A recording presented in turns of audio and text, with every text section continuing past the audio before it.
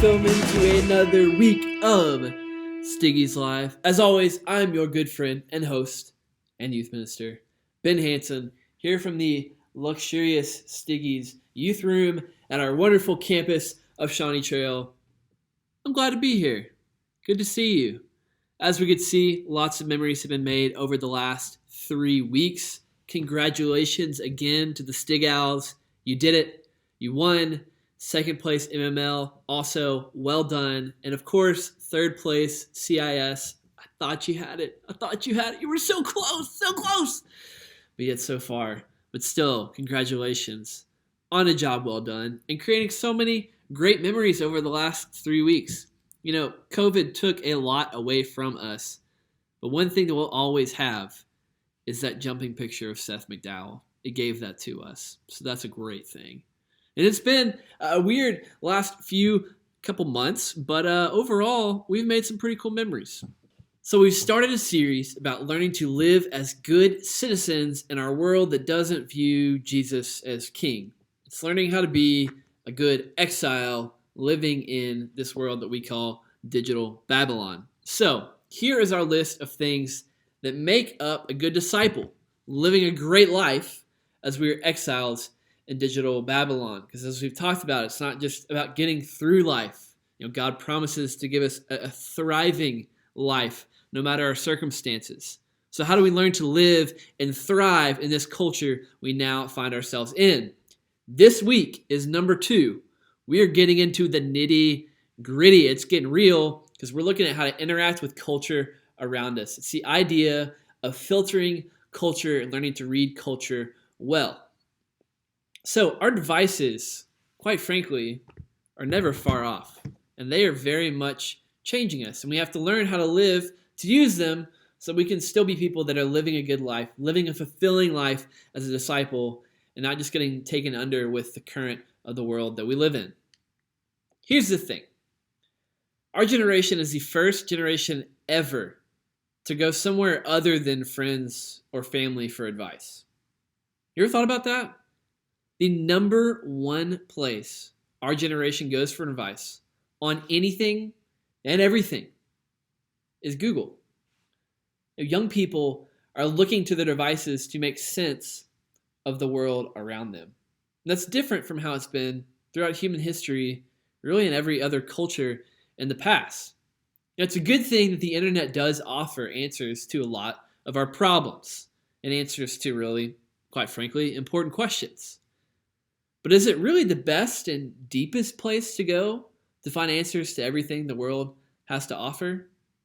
Often, no. In fact, studies are showing that having an instant answer to every question we could possibly have is not benefiting society, but instead it's causing more anxiety. Technology frames and filters reality. It weaponizes humor and makes pointing out flaws cool and a personality trait. It overloads our choices, it fills our time and distracts our minds. It makes us so much more cautious of our self-image, all while giving us a sense that we're interacting with each other and participating with our community. But in reality, it's a different medium. It's not reality. It's something entirely different, masking as the real world. And the reaction to having all of those things going on in life at all times is this very low level of anxiety that just falls on our back and never goes away, but it occasionally balloons up to a fully anxious state, spinning out of control. Confusion and anxiety are staples of modern life. And so many alternatives and choices always at our fingertips is actually exhausting. It's not helping. This generation has been taught to expect to have it all and have to learn to prepare for it all. So when it comes to making a real choice about one thing, each choice feels as heavy as an elephant because choosing one thing means saying no to so many other good things that have good truths to them. Life is just more complex in digital Babylon. It's not just unlimited access to information, it's also the never-ending range of information available. Now, diversity is a great thing. It's something that's designed by God himself. Diversity is a very, very good thing. But many ideas you can find on the internet take life and they claim to be diverse thinking, but in truth, they're not even grounded in reality. So many people are just too dazzled with their devices, their music, their TV, their sports, whatever fills that void for you. And some Christians are so obsessed with entertainment that they aren't actively seeking wisdom on how we should live in the middle of all this. And the thought, how should I live, hasn't ever crossed their minds. That is foolishness. You should be thinking about growing in wisdom outside of what digital Babylon puts on your screen. Because first, what we find in digital Babylon isn't based on truth. It's based on an algorithm, right? Whoever paid Google or YouTube or whatever search engine you're using, whoever paid the most will be the first option that pops up. It has nothing to do with truth and everything to do with money and popularity. For example, Google, let's find the best burger in Frisco. Now, we don't get the results until we scroll down much further, because at the top are these top 10 and top 50 lists from these big websites that claim to cover every city in the world and just so happen to know what's happening in every place in every corner of the world, when in reality that can't be true. No one can know what's going on everywhere at all times. But it takes this far to get down and find the first real option. See, by searching for answers online, we intentionally and unintentionally come across things we should never have seen in the first place. Our generation searches for answers online to questions we're too afraid to ask our people. And this leads to some good answers, but mainly it's advice given by those who hold the most power on the internet. You won't necessarily get the best answer. You'll get the one that's paid for or the one that's the most popular. Young people are often exposed to porn for the first time through these search engines or friends posting hypersexualized content. And that's an unintentional consequence of looking for answers online. And quite frankly, that's just not fair. I'm sorry. But we must be ready for this world that we live on. But we must be ready for this world that we live in. And that's just the reality of things. Now, second, we are increasingly being told to believe that now is all that matters. Right here, right now, and in this very moment, nothing else matters. Digital Babylon invites you to live in the hyper present, because whatever is on your brain right now can all of a sudden magically appear on your screen. But this has made us self-centered, self-conscious, and actually disconnected from the world around us. It's not truly living in the present. It claims to be, oh yes, whatever you want right here, right now, but that's just not how life works. Because at the end of your life, when you're sitting on your deathbed, surrounded by your family, you're sharing stories, sharing memories, sharing all these things, you won't be sharing memes. You just won't. Because those aren't the things that matter in life. You'll be sharing stories about family vacations and things kids did and just all the fun things that happen in life. But those fun things don't necessarily happen on the internet very often, if ever. But digital Babylon convinces us that the world online is even better than the present around us. But that's just not true. Finally, digital Babylon convinces us that entertainment is the best way to pass the time, when in reality, passing the time should set off several red flags for us, because time is the most valuable commodity you have. Now, you're young. You feel like time is infinite, it's forever. It will go on and on and on and on and on and all these things. I understand that. I get that. Please, I understand. But in reality, time is the most valuable resource that we have. We can't buy anymore. You can't create more. We don't know how much we'll have. And once it's gone, it never comes back. So in reality, right here and right now is all that we have, and we shouldn't be doing things just to pass the time. And yet social media has one goal, and that is to make money by having your attention for as long as possible. The more time you spend, the more ads sell for. Now, this is screen time harvesting. The goal of social media is literally to harvest your life. so that they make more money. The more time they take out of your life is the more money they make. But as we said, life is not happening on Twitter. Life is not happening on TikTok. Life is not happening on Instagram. Life is happening all around us.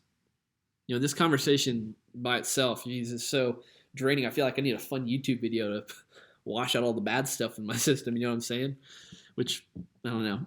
I'm a person living in digital Babylon too. So how do we live in this culture? Have profiles in this culture's social media platforms and go to school in this place without losing our faith? Resilient disciples, these true exiles in faith, take part in learning in community a better way to think and process what comes before us. We, as in the church, have to be put in a place where we can discuss culture. We can address what we find online, learning to think and process the things that we encounter all around us. It's an idea of taking the good and leaving the bad, taking the good and leaving the bad, and labeling what's there, seeing what's there, seeing what we enjoy, seeing what's good, and enjoying the good parts of it. All right, so let's think about it this way. Have you ever had chicken wings? Some good old chicken wings. And one of my favorite places when I used to live in Memphis is this place called Ching's Hot Wings. Oh, some Ching's. It's the best day of my life. I mean, that food, so good. So good. Incredible. If you go to Memphis, Ching's Hot Wings, go. You'll do it. You'll love it. You won't be disappointed. Promise you. I promise you. That's a promise. Now, here, I actually went today and got a little Wingstop, you know what I'm saying? Got a little teriyaki, got a little hot flavor too. And right here we have a chicken wing. You know, not a boneless wing, dog. That's not a chicken wing. That's a chicken nugget. But this right here is a good old wing. You can see all that good sauce on there. It's about to be dripping everywhere. But how do you eat a chicken wing? How do you eat it? Well, hopefully you've had a wing before. And if you're still alive, you probably do know how to eat a chicken wing, because you don't just open up and go the whole thing. You just nibble a little bit, you know what I'm saying? Like, it's good stuff. Some good stuff right there. Oh yeah, good wings. See right there? That's a pretty clean wing. That's how you eat a chicken wing, right? In a very similar way, that's how we should interact with the culture around us, right? With that good sauce on there, just soak it up. You know what I'm saying? Then the chicken, get it all off, but you don't eat the bone. Okay, you leave the bone. You eat the chicken, you enjoy it for what it has, but you don't eat the bone. Because if you try to eat the bone, you will die, okay? Don't eat the bone, right? It's the same way we should interact with culture around us and learn to read the cues of culture, find the good stuff, find the God stuff in what's happening. Say, I see God working in your life right there. But then the other things, we just put those away. We just put those away. We know we don't eat that. We know we don't consume that. We're just not a part of those things. So it's not to say that I'm just going to spend my life saying, oh, let me point out all your flaws. And no, it's not that. I'm not here trying to judge other people. I'm not here trying to do these things. I'm going to enjoy it for what's good in it. But the things that aren't good in it, I just leave to the side. I don't take part in those things. That's how you eat a chicken wing. That's how I think as a Christian we can responsibly engage the culture that we live in. Learn how to live as good Christians, good exiles in our digital Babylon. So just like a good chicken wing, our culture has a lot to offer, especially on the entertainment side of things. But too often, I see a lot of people put their lives on autopilot and just decide to consume media mindlessly, observing a screen like we see in WALL-E. I don't know, something. Wow.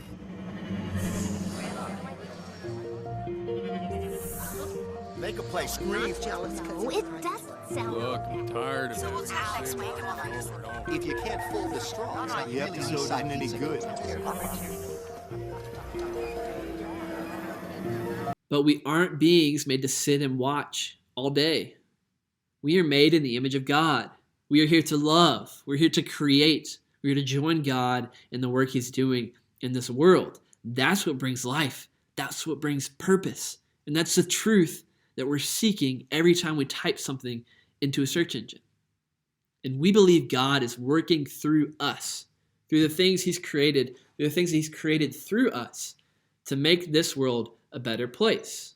So let's learn to read culture. This is how we process the things we intentionally and unintentionally come across. We ask these 3 questions to help us process what we see. Number 1, where/who is God? Number 2, what does this claim about how life works? And number 3, where is hope being placed? So once again, 1, who or where is God? Number 2, what does this claim about how life works? And number 3, where is hope being placed? So let's look at a few examples from real life culture. And I'll try to only talk about things I've talked through with others, aka in community, aka the church, because that's what we do in the church. We talk through these things. And I'll try to only look at some things I've really thought about for a while, I've read up on, I've talked through with some people, and I've spent a good time around. Because the process of filtering the good takes some time and some thought. Also to consider what's good for some and bad for others is not necessarily always the same, but there are lines that are drawn that we shouldn't cross, and we'll attempt to draw some of those lines. Ultimately, we are grounded in the truth of Scripture, because if we're not grounded in the truth of Scripture, then we're just being blown around by the winds of culture. But we do know that it takes wisdom to apply Scripture to our lives, but we know God gives us that wisdom.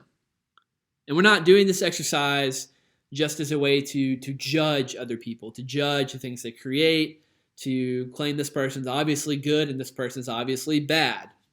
No, this exercise is definitely not about that. We're not trying to judge every person or celebrity or person making their art.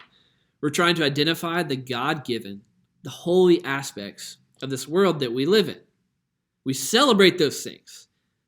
But through the things that we celebrate, we point to God, right? In the same ways, we find something that's good and we say, yes, that's a breath of fresh air. Those things, those moments, those God things, we find those, we identify those so that we can use those things to point to the God who created them in the first place. That's the point of this exercise. Because no one's perfect. And we don't need to point that out every time we come through these things. Obviously, we're going to find flaws in whatever media we consume. We get that. We know that. And the point's not to judge, not to continue flaw, okay? It's to find something good in it and ultimately see God working around us. These 3 questions, once again, where is God? What does this claim about how life works? And 3, where is hope being placed? Now, the 2 things we'll look at today are YouTube and gaming. And next week, we'll look at social media, we'll look at music, we'll look at movies, we'll look at some other things like that.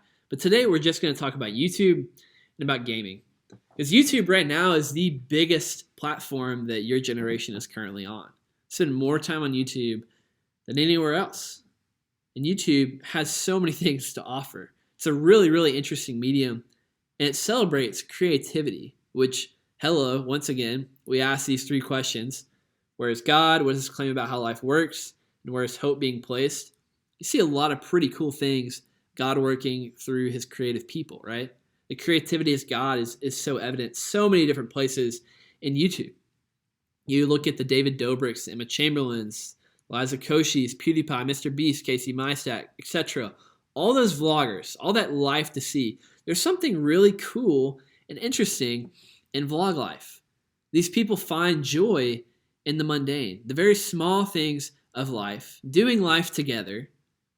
I mean, just the way that you ride down the road, the way that you pick up what's in front of you, those little small images of living life can be celebrated and enjoyed. And I think that's a really cool part of vlog life. They celebrate the mundane. Now, obviously, we ask these 3 questions again. Question, where is God? And in those lists that I listed off earlier, those vloggers, you don't find God anywhere in those things. And so the question now becomes, okay, who is God? Ultimately, if you're not grounded in one thing, if you're not worshiping, if you're not saying you're worshiping, well, you're still worshiping something. And so a lot of times it becomes worshiping a lifestyle. It's worshiping an image, worshiping themselves, worshiping the pursuit of fun. All these different things that ultimately we know aren't going to lead to a good life. That it's not a life that seeks to honor and glorify Christ in everything that's there. And so we come to the second question: what does this claim about how life works? Ultimately, it claims that having fun and getting together is how you find joy in life, but those groups aren't eternal. That fun's not eternal. And placing God as a group, or God as yourself, or God as life, we just know that's not true. And so hope is being placed that the fun will continue, we'll always find something better to do. But that hope is not placed in something that's secure or firm. Now, a cool thing, I think, has been watching Some Good News with John Krasinski. We look, and for the seems like millionth day in a row, we're all stuck in our homes with nothing but uncertainty on the horizon, and we're just looking for answers. We're just looking for something good. But the truth is, no one knows how long this coronavirus-induced darkness is going to hang over our families and neighborhoods, our country. And the things we typically turn to for comfort just really aren't available. So John Krasinski started this newsroom he calls Some Good News. It's his YouTube page to just share good news. It's a really interesting pursuit. And that's so good. It's so joyful. It's so uplifting. It brings people together. It creates community. It celebrates the good in life. There's so many great godly things that are happening in Some Good News. It's so interesting. But the thing that it claims about how life works, well, it's just that there is good news happening. There are good things going on in the world. So go join in those good things. But ultimately, the hope is being placed in the fact that human goodness is going to overcome all the bad things going on in the world, which from what we believe to be true about God and humanity is that humanity is sinful and only God can save. And so Some Good News is great. It's uplifting. It's wonderful. Has so much good to it. It points out the ways that God is working through his people, but it doesn't point to God. And so it's a source that's going to run dry, right? It's not going to last forever. It's not going to go on and on and on and on and on. And because there's no God in the picture, these are stories that will be told but then forgotten. And ultimately, it's not something that we go to and we can draw all of our positivity from, because that well's going to run dry. Now, the second thing I wanted to talk about today is just in general gaming. Video games, phone games, whatever type of games you can think of. It's important to ask those same three questions. Where or who is God? What does this claim about how life works? And where is hope being placed? Now, you can ask this question for any game you play, whether it's on a console, you're talking about Fortnite, or Minecraft, or Madden, or Animal Crossing, whether it's on your phone, it's just those very small random games we have going on. And I think the thing about video games is it really highlights a part of the entertainment world, which for some reason in the Christian circles, entertainment is like a dirty word, you know what I'm saying? Because we're supposed to be working constantly for those good things in life, yada, yada, which is true. And I think it's important to live a healthy, balanced life. And that means, physical exercise, eating well, exercising our brains, and getting just a richer understanding of God's creation and the world around us. But video games fit great into that scheme. God made people to be infinitely creative. And I think that's one of the coolest things in video games to find out. There's so much creativity. There can be a positivity culture that just comes together. That bonding, honestly, can happen over video games. There are friends that I have from college that I'm very closely connected to, and I owe that to video games. I play games with those guys, and then we talk about life, talk about what's going on, talk about our hopes, dreams, jobs lost, jobs gained, all these different big questions in life we get to talk about over video games. And I think it's a pretty cool medium that video games can take us into those things. But ultimately, video games aren't God. Entertainment is a terrible God. I mean, every video game that's ever been played eventually will be put aside and not ever played again. And so the next game, the next year's game comes out, the next new edition, all these things. Once again, a video game in itself can't be the best thing there is. Ultimately, it has to be pointing to something better, something more. And so that enjoyment we can get out of video games, I think, is a really good thing. Two important things to think of with video games is, one, how much time are you spending with those video games? Does this take up the majority of your day? Because it shouldn't, unless you're a professional video game player, which that's a whole nother conversation. Probably not having. None of you guys make enough money for that. Don't do that. Two is, how do you treat your teammates? How do you treat the other people that are playing this game? Because once again, Digital Babylon tells us that the video game reality is the only thing that's real, the only thing that's going on. It's the best place to be. It's the best place to live.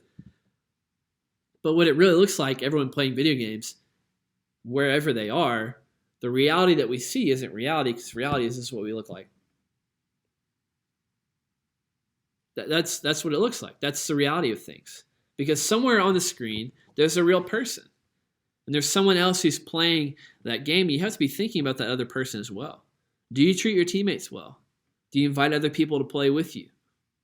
Do you kick people from your party or talk down to them or whatever it is just because you're annoyed with them and you're like, no, this is my game, this is my time, this is my whatever. My. No, this is about encouraging and uplifting others. It's about creating a community of positivity. It's about living a lifestyle that points to the fact that ultimately what we're doing here in this video game is not the most important thing in the world. The most important thing in the world is God. And so the way that I play this video game can show off the fact that I do care about others. I care about community. I want to love my neighbor, and I want to love God. And the way that I conduct myself online adds to my witness about who I say God is. And so we think about these questions. Hope can't be placed in the fact that the game is going to be really fun and I'll be entertained forever. Because if that's where you place your hope with video games, you probably shouldn't ever have picked up video games in the first place. Because ultimately, you're going to get bored with the game. And I think a lot of us kind of have hit that point where we realize, yeah, okay, I'm bored doing the stuff I normally think is fun when I get bored, but now it's not even fun anymore. And it's because placing your hope in these video games is just not a great place to put it. Ultimately, our hope should be placed in God. But we can act that out in the ways that we play these video games, by uplifting one another, by connecting with friends, by making new friends. That's the way that we play these video games so that we can point to a way that honors God. Not just mindlessly playing all these games, not mindlessly finding whatever the newest game is and deciding to play it, consuming it, getting rid of it, and treating the people on those games like trash. No, that's not how we do these things. Because ultimately we're here to honor God. And our witness online really is a big witness and a part of our life.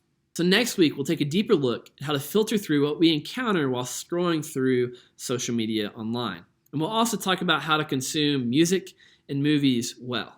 Also, for this week, we're going to put a pause on our little daily Zoom game times. We'll still do youth group Wednesday at 6:45 for middle school and 7:30 for high school.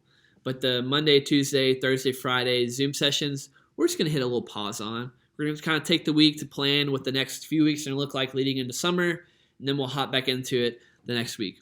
But until then, I love you, and I miss you. See ya.